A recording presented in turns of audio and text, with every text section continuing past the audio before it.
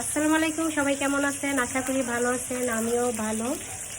এই যে মাছ ভাজি করতেছি দুই ছেলের জন্য।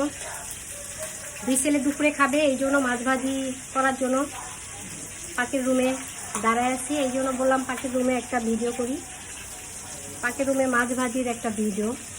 এখন কথা হইল গিয়া যে দুইটা ছেলের জন্য মাছ ভাজি করতেছে। দুইটা ছেলে যদি দুই রকম খাওয়াই তাহলে একটু সমস্যা, সবাই তাহলে ছেলেরাই করবে। কেউ ওকে মাছ দিছো, আমাকে মরিচ দিছো, তাহলে কেমন হয়? ভালো হয়? ভালো হয় না। এই জন্য দুই ছেলের জন্য একই রকম খাবার, নিয়ম তো আছে, নিয়ম করেই খাবার দিই দুই ছেলের জন্য। ছোটোটাকে যা দিব, বড়োটাকে তাই দিব।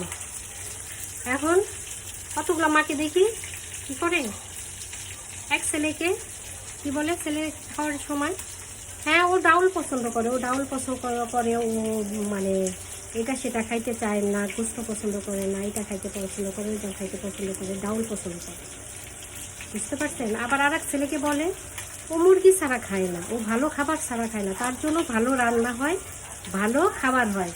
আর আর এক ছেলের জন্য ডাউল, দেখা যায় ডাউল পছন্দ করে, তারটা মুখে মুখে থাকে, সে ডাউল পছন্দ করে, ডাউল পছন্দ করে।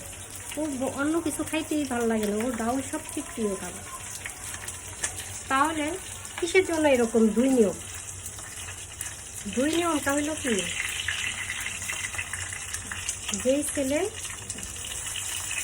মায়ের বাধ্য, মাকে খুব ভালোবাসে, সেই ছেলের জন্য সেই ছেলে খায় মুরগি। আবার যেই ছেলে খুব খারাপ, ওই ছেলের মতো খারাপ ছেলেই নেই, ওই ছেলের মতো খারাপ ছেলেই নেই, সেই ছেলের জন্য ডাউল, তাই না? তাহলে সেই ছেলের জন্য ডাউল পছন্দ করে, বলে ডাউল পছন্দ করে। এখন কি তাহলে ছেলেদেরও দুই রকম চোখে দেখা যাবে না, মাদেরও দুই রকম চোখে দেখা যাবে না, তাই না? কিন্তু যেই ছেলে দেখবেন টাকা দেয়, দেওয়ার মতো সামর্থ্য আছে, ওই ছেলে মুরগি খায়। আবার যেই ছেলের সামর্থ্য নাই, সেই ছেলে কি খায়? ডাউল পছন্দ করে। এরকম হয়, এরকমই হয়। তার জন্য সব কিছু মাপ। আবার ওই ছেলের জন্য সব কিছুই মাপ লাগে, কিন্তু সব কাট হিসাব। আবার যেই ছেলে একটু টাকা পয়সা দিতে পারে একটু, তার জন্য অন্যরকম হিসাব।